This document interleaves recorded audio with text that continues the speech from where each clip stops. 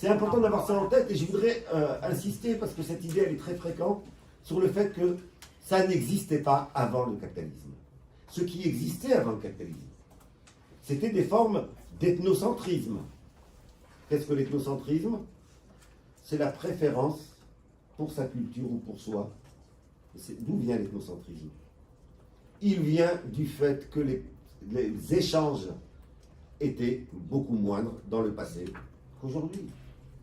Et donc l'ethnocentrisme n'est pas une hiérarchisation. Vous pouviez avoir de la xénophobie, de la peur de ce que je ne connais pas.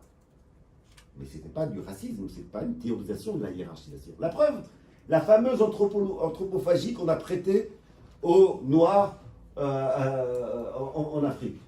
Rappelez-vous, tous les discours coloniaux pour justifier la colonisation, c'était des anthropophages. Mais ni en Amérique latine, ni en Afrique, vous n'aviez d'anthropophagie alimentaire. Ce qu'ils ont appelé anthropophagie, c'était de l'anthropophagie symbolique, qui consistait à manger un ongle,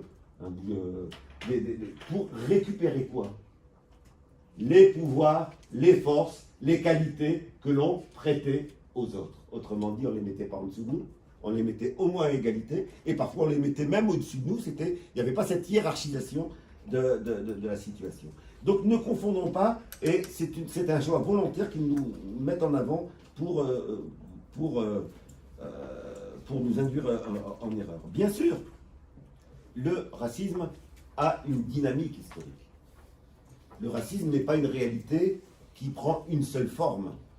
Il va varier dans l'histoire en fonction de son efficacité. La première forme historique du racisme, cette forme historique, il le partage avec toutes les formes de domination. Toutes les formes de domination ont commencé par une justification de type biologique. Si vous prenez le sexisme, par exemple, les premières formes de justification d'une inégalité homme-femme se sont appuyées sur l'idée que comme il y a des corps différents entre un homme et une femme, il y a donc des capacités différentes. J'ai travaillé dans le passé sur un ouvrage qui répertoriait tous les discours qui avaient tenu à l'Assemblée nationale française pour justifier de ne pas octroyer le droit de vote aux femmes.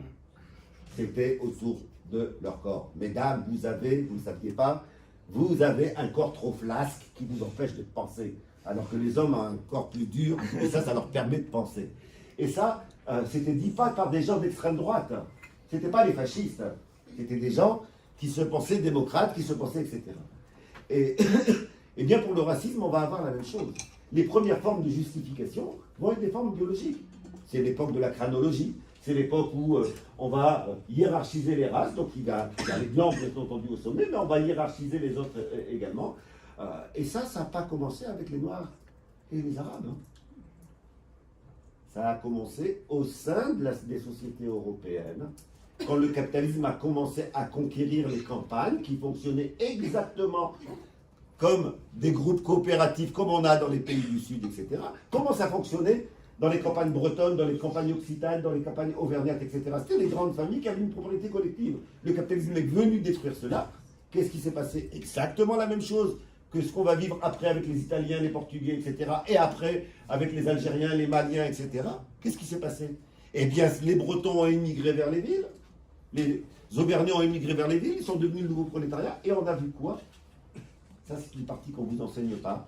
Dans mon dernier livre, je donne des dizaines de citations de l'époque sur comment on parle des Bretons. Exactement de la même manière dont on parle des Maliens aujourd'hui.